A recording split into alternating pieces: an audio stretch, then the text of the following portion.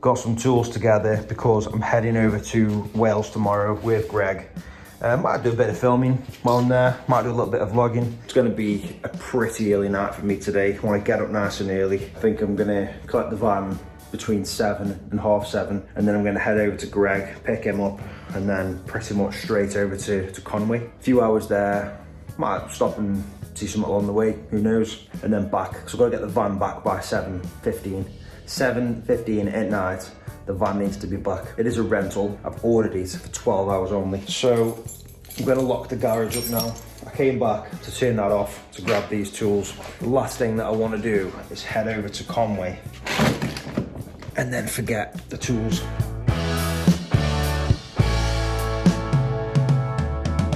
Not a good start. Oh my God, there's a big spider on the door. Oh, Sylvia, quick. Oh, he's crawling out now, but look at him on the door there. Oh, look at him. You're staying here, sunshine. Oh, thank you. Was the one from the garden? Don't say that. Followed me. That's what it looks like. Oh, how long's that been in there? Is there any more? Hopefully not. Oh, Jesus.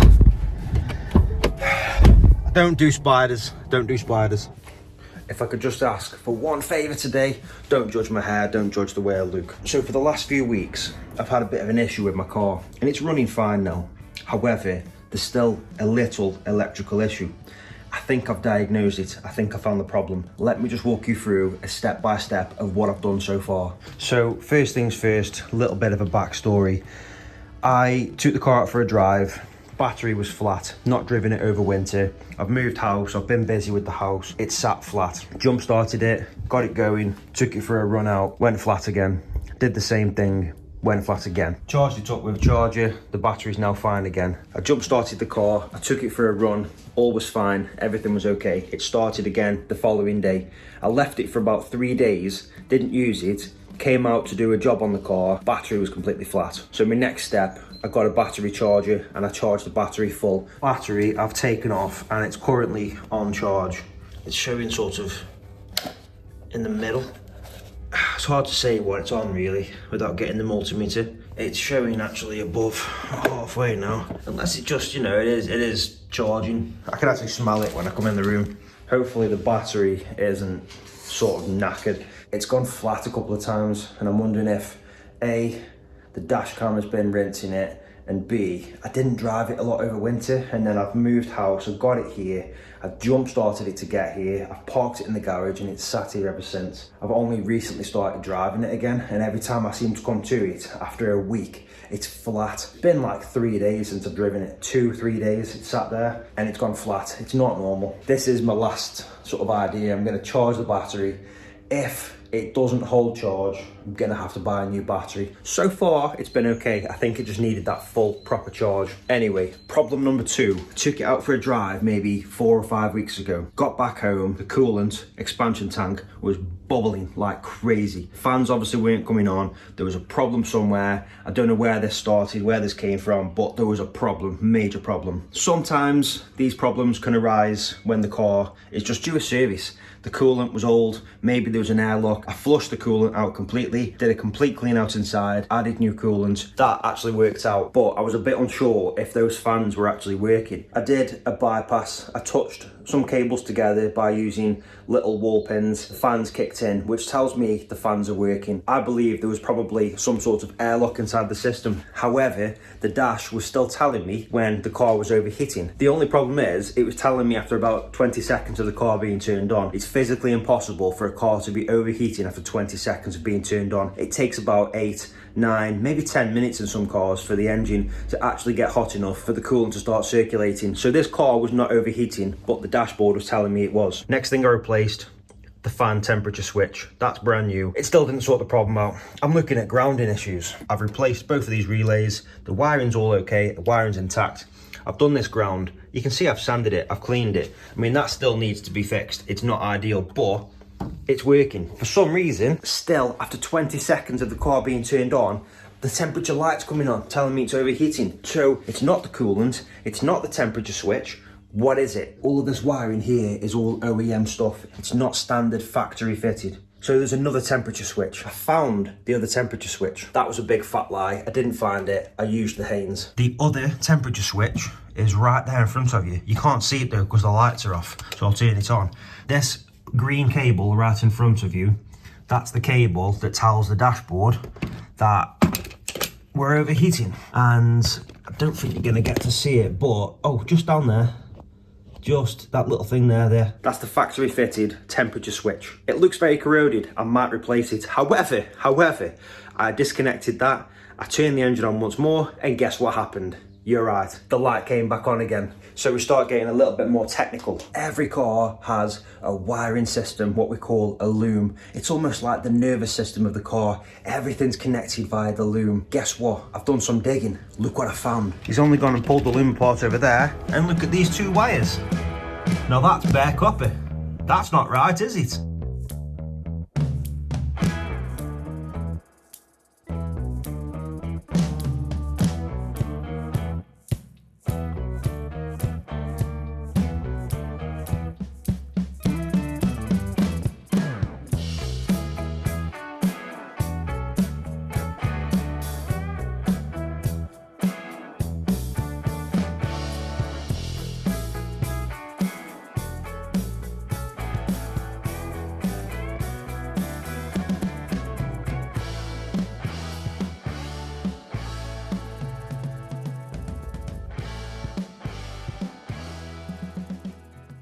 Put your legs up.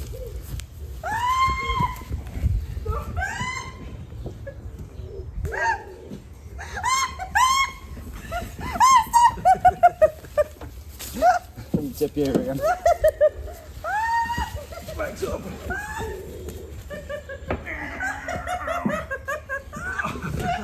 So I was on the car this morning, earlier on in the video. I did that rewire. I did 3 wires in total. There was another one at the back that I saw that had been done by somebody else previously, and I used the crimping piece thing, forget what it's called.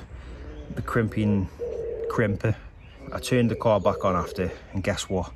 The light came on again, so it wasn't that. Of course it needed doing, so it's a good job I found it, but that wasn't the cause of it. So we go further back. I started at the front and I'm working my way back. And next thing will be either just adding a complete new ground or just ignoring it, because to be honest with you, it does work. Now I was going to get the 3 dials. You can get 3 gauges. It's like battery, oil and coolant temperature, and I was going to fit a gauge in the car anyway. So I just figure if I fit a gauge and I keep my eye on the gauge and make sure it doesn't overheat, that temperature light inside the car, if I can get the bulb out, I will, or I'll just ignore it, because it does come on, and it comes on temperamentally. So nothing I can do about it. Done a lot of things. I've spent some money on it. It's still the same. At this point I'm like, okay, as long as the fans come on and as long as the car cools down, that's enough for me. Didn't get home last night till probably after 2 a.m. Didn't get sleep till after 3, and then I was up again quite early today. A friend of mine offered me a bath, which I was extremely grateful for. It's a bath that I fell in love with the first time I saw it. You might be thinking, Simon, why are you falling in love with a bath? But it's a copper bath, and it's something that I've always wanted. When I went to collect this bath, I forgot to get the taps. So we had this idea last night that me and Sylvie were going to head out straight after my work, which was still 8 o'clock, straight over to Conway, and we're going to collect these taps. So we went. We were there till just after midnight, and we came back empty-handed. These things, I took one side off, like the freestanding tall taps, they copper, they match the bath. One side came off no problem. The other side just would not budge, I think ultimately it was because they'd sat cold for so long, but I just could not break that seal, and I left it because I was worried about breaking things underneath. Push fit piping, and I was worried about it snapping. So I turned the water off. I managed to disconnect one side, no problems. I got the tap off completely. The tap was away, but I just did not want to leave that house with exposed pipes. I took some caps with me to cap off those taps, ready for somebody, you know, one day to fit a new one. And I left the water off, and I left the isolator closed, but it's still an open pipe at the end of the day, and I just did not want to leave it like that. I would be absolutely heartbroken if one day somebody went there and it was flooded and it was my fault.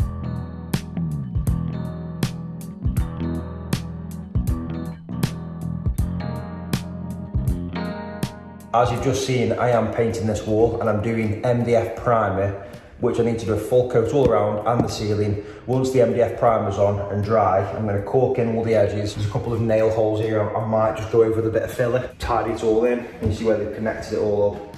And then I'm going to paint it all with, well, I brought Egyptian cotton. It's going to look nice in here. It's going to be nice and bright, you know, kind of like it is now, but not white, if you know what I'm saying. It's going to have a bit more of a premium look to it by not having it white. So the gym that I brought for this room is on its way, apparently. It's coming from Ireland, like as in the Republic of Ireland. And yeah, it's costing me like £150 only to send over, which I didn't think was too bad. But yeah, I've got that coming soon, hence why I've got to get this room done. I do suffer with a terrible bad back, bad neck, and I get chronic muscle tension in these forearms and my wrists and my hands. To give you an understanding and an idea, I can lift, okay? I can lift heavy, I can push, I can pull, I can do all those things, but gripping, that's what does me. Right now, this hand that I'm not using, well, I've been holding the paint pot with it, that's fine, you know, I'm just holding it still.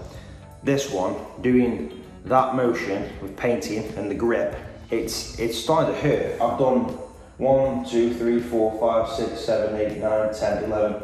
I've done like 12 panels, 12 lines of that panel, and already my hand is absolutely killing me, to be honest. I dropped the paint earlier, that's why that's like that, because I was brushing and I ended up getting banged onto the wall and the paint brush hit the floor. I'm not clumsy, but I ended up doing that, and I did that because I can't grip. I'm gripping and I went and touched the wall and the brush went down. So, yeah, that's where I'm currently at, that's my position.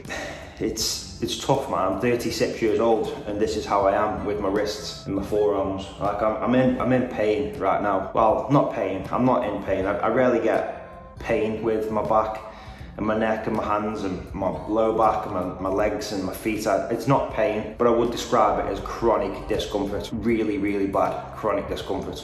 And that's most days, that is most days. Like I wake up in pain, I wake up with discomfort, I wake up with such a stiff neck, I can't even turn left and right. Yeah, that's my life daily, you know, and I don't really speak about it too much because I don't need sympathy for it, you know, that's the way that I've always been. Like I've been that way for a long time. I've got a lot of inflammation in my body, probably comes from celiac and the fact that, you know, I'm gluten intolerant, and I avoid it as much as I can. This ring used to just sit on my hand nicely.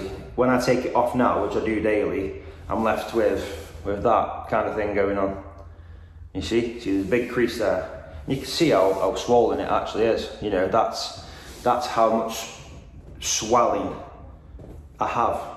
And you know, I've always got swollen hands. Okay, let's crack on. Let's get a bit more done. My hands had a break. Let's see if we can get any more done.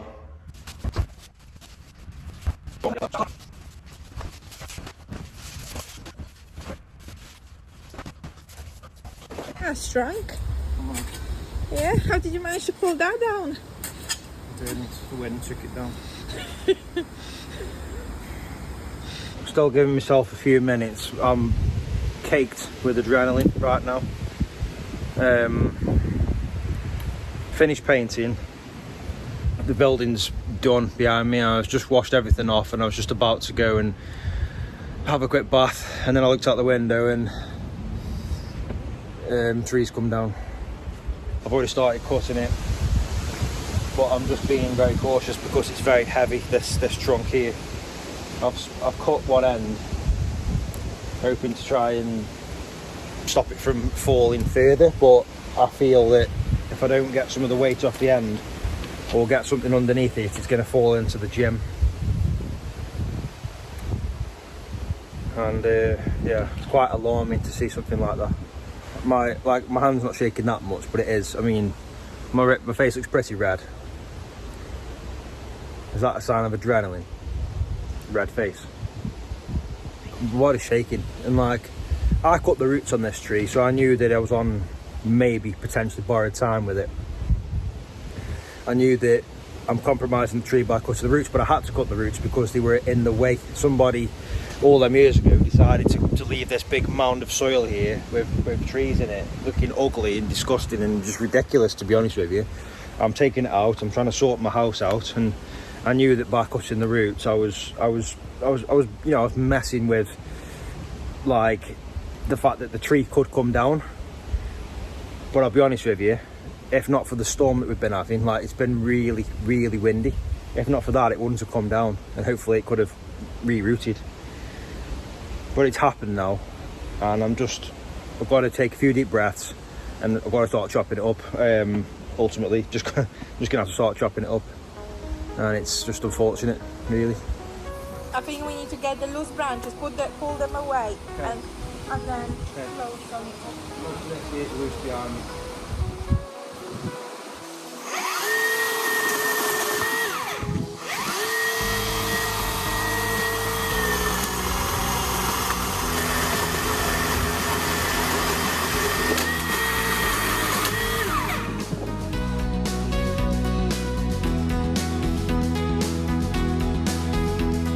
I like to believe that everything happens for a reason, but why this now when I want a bath?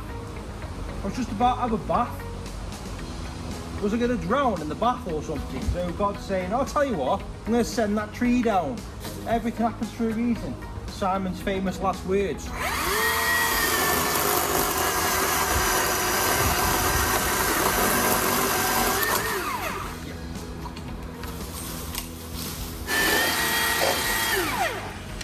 Quite a delicate operation here now, because we've dragged this tree up onto that tree stump there. So as you can see where I've cut it to try and reduce the weight of it. The only thing that's holding it now is that, and what I'm worried about is it falling into this. It's already damaged the top corner, which I need to now fix. So I'm just a bit cautious about how we're going to do it. I'm going to take some of the weight off the side, and then I'm going to drag that as far away as I can. So then the most it'll do is fall and hit the floor here. This is the heavier part. I'm worried about it falling itself into there anyway, so yeah, we've just got a delicate operation.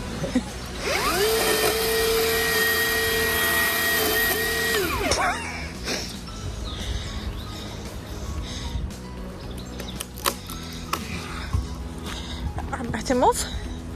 I feel like I'm in your way.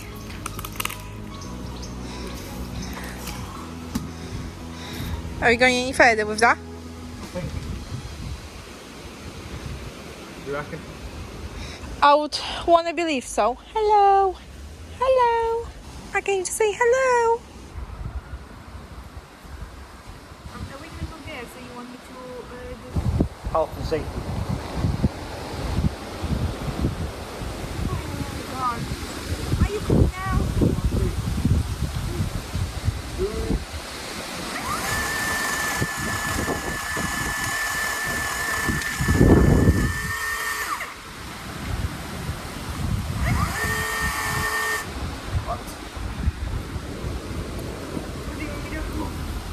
Oh, you're strong. You just drag, yeah? The person that lived here all them years ago put these two big mounds in either side of the path. Yeah, one here raises the grass level up, so it's fine. But this side, and you can see where I've dug it all the way down. Well, it came all the way down to sort of like here, probably about here it ended, all the way up. I've dug it all out, and full of bricks, all this sort of stuff. House bricks, all them house bricks over there, all them slabs, and then some I've taken over the far end already. All this was under here, so much of it. I've dug this channel out, and I had to take roots away because the roots were well overgrown into all this. So I'm chopping them, thinking, please, hopefully it'll still hold. And eventually the wind's taking it and it's gone. And that's ridiculous. Still quite a heavy piece there, you know. Gonna have to dig that out, I think. Unfortunate. Been painting all day.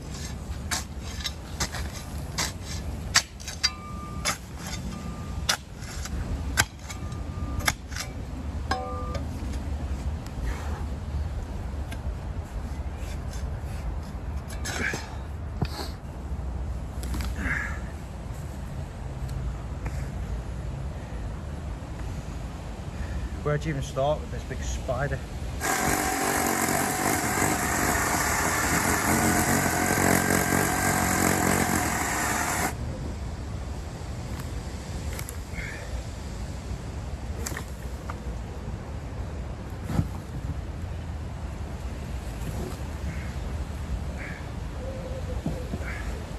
I liked that tree as well.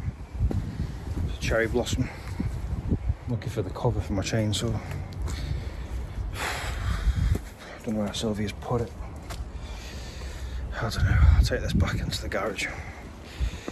Okay, let's go. Like I say, I was just about to go and have a bath. Bloody tree. Look at my tree. Oh my god, I like that tree.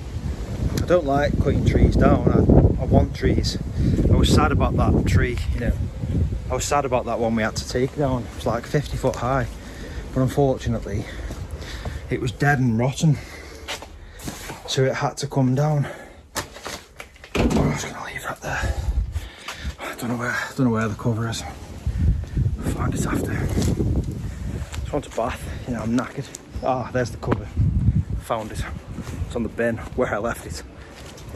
I didn't want to cut that tree down over there. I mean, I know it was not in the best of shapes, but I liked it. It was a nice looking tree, albeit, you know, it was quite dead looking, but it still grew, still had leaves on it, still, you know, it was still thriving, sort of. And yeah, can't believe it. I know it's only a tree, but it's going to take a few days for me to just kind of get over that. I've still got adrenaline pumping through my system. Looking out the window and seeing that, it wasn't nice. Bloody tree, look. Well, at least it didn't fall and hit anybody. You probably hear the wind now. It's been stormy. It's been very, very stormy. Lock this. Yeah, this tree here, that is dead. That needs to come down. The one next to it, fine. This big one here is fine. Little one there is dead. I've cut a lot of it down already. It still grows, it's still doing its thing, but it is dead. It's gonna have to come down. It's on my list to do. It's just not top of the priority. Oh, I didn't want that down. It was hanging right over though. I think because of these trees, it's kind of grown away because it needs obviously sunlight. I mean, I can't complain. Look, all these are mine. Massive trees. They're all of them down there are mine. We are surrounded by them, but I like that one. What a day it's turned out to be. Oh my god. Okay, so this room has had that first coat done. It's still tacky. The ceiling has been painted. It's, well, you can see there, look, it's still a little bit tacky. So I'm gonna leave it all night. I'm considering bringing an extension lead down here right now and putting a heater on because it is a cold building. It's cold day, and with the building's got insulation, but because it's not quite had that warmth to it yet, I do think we're gonna have to get a little heater in here just so that throughout the winter months when it is cold, I can still use the gym, whack the heater on for 10-15 minutes and then come in here, do my workout. You don't want to come in when it's bitterly cold. So you can see that it's still a little bit tacky in places. I mean, I'd leave the doors open and let it just dry naturally, but I can't trust the weather today. I mean, we've had some real bad weather today. Like heavy rains and hail. We had hail. It's May. It's May the 13th today. Wednesday the 13th of May. 2026. We should not be having this kind of weather in May. It's supposed to be getting warm. Should be nice. I just can't believe. So yeah, this room has been painted. First coat's done. I'm gonna paint the top in what we call jasmine white. It's my favorite, well, it's one of my favorite tones of white, if you're allowed to have a favorite paint color. I did my whole last house in jasmine white. Like every room, ceiling, everything that was white, I did in jasmine white. I want the room to feel warm. I want you to come in here and I want it to be a room that you can come in, put some music on, do an exercise, maybe do a bit of yoga. Just spend some time in here, put some plants in here, make it a nice gym. I don't want I don't want a loud gym with neon lights everywhere. I want a calm, tranquil type of place. I might massage in here. My massage couch is there. I might do massages in here. So I want it to be a comfortable place that people want to come to. But yeah, I've just come down to see what's what. See what's going on here. Yeah, it's still a little bit tacky. So I could leave it for the night and just see. I could leave the door just like that to get some air if it rains. I mean, today's just atrocious weather-wise. It's been horrible.